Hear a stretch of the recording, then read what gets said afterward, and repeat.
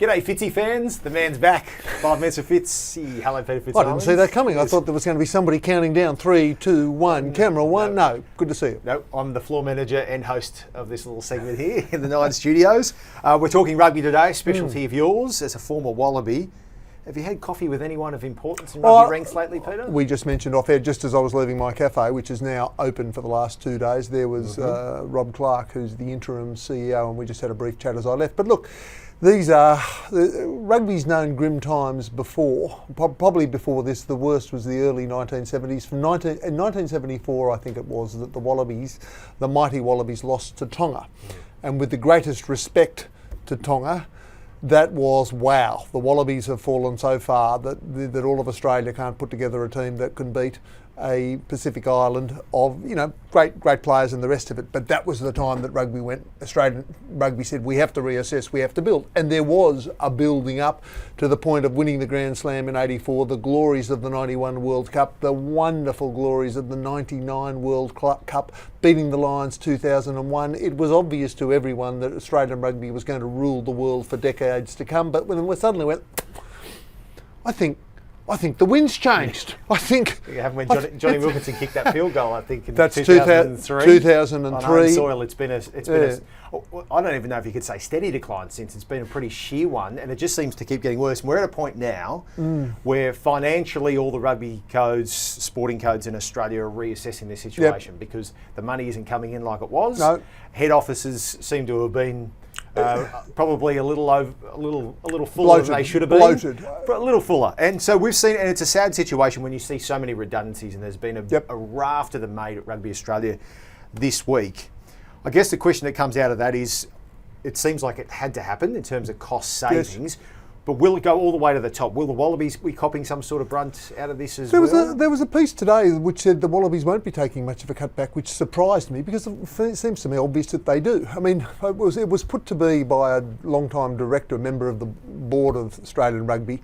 He said to me, look, if you look at the graph's so impressive of, you know, revenue coming in for Australian Rugby. And he said the problem is costs were going up with it, and he said sometimes going higher than it, and that's the problem, is that the money was not put aside over the years. My remarks to Rob Clark, for what it was worth, was, I mean, for me, I've said this many times, but I'll say it one more time, the exemplar of sporting administration in this country is the Aussie rules. Yep.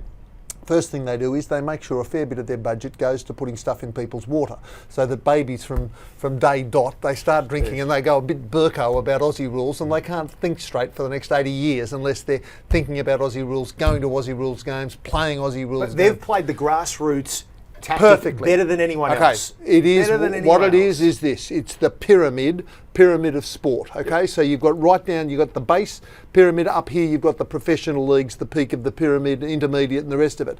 And the guts of Aussie rules administration is they pour their resources into the base of the pyramid. The base gets wider and bigger, and the peak automatically goes higher. The danger of rugby union since it went professional is all of the resources went into the pointy end of the pyramid, the base shrunk, and the whole thing falls over. So as we rebuild now, the money has to start to go into development offices, boots, socks, coaches, encouraging a volunteer culture, because rugby, you mentioned earlier off air, we were talking about the 10 Australian captains. For me, all of those 10 Australian captains that wrote the letter, every man jack of them is a fine man, and they're all my friends, as are the captains that didn't sign. But the point that I make is the absolute heartland of rugby in Australia is not the captains.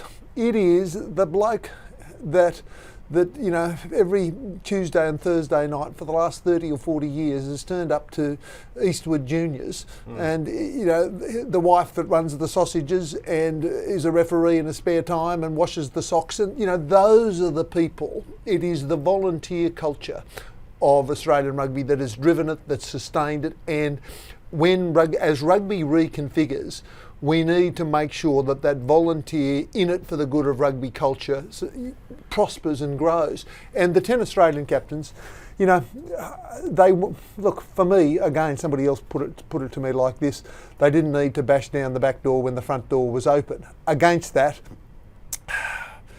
rugby is pretty much collapsing. It's collapsed in this country because of COVID, what's it?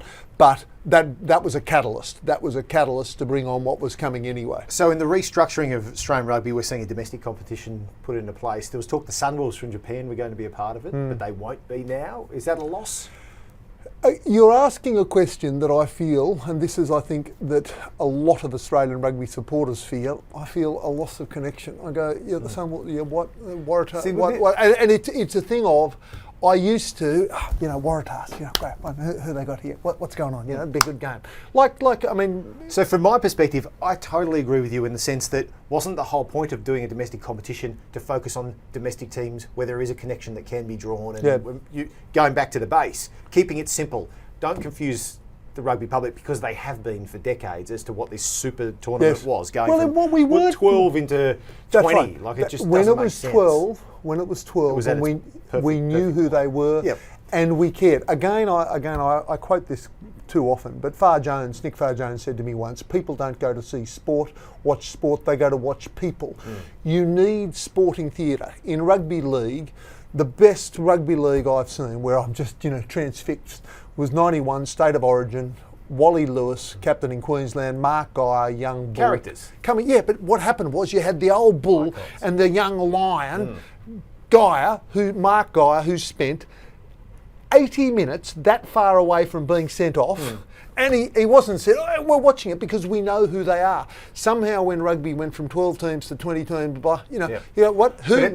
where are they even from? But that's money though, isn't it? I'm assuming they only wanted the Sunwolves in because then they can sell the TV product to Japan with the time zone that's live. That might have been the avenue they were going down. And in these times they need all the money they can get. So maybe that was where it was. There is not enough money in Australian rugby right now to sustain many professional teams. Right now, we're starting not back from square one, but where the halcyon days of the early 2000s, they will not come again for a great deal of time. The saving grace is this: rugby league right now, is back, and people are watching it, and good luck to them. The advantage that rugby has over them, the only saving grace that rugby has in those professional worlds is rugby union globally.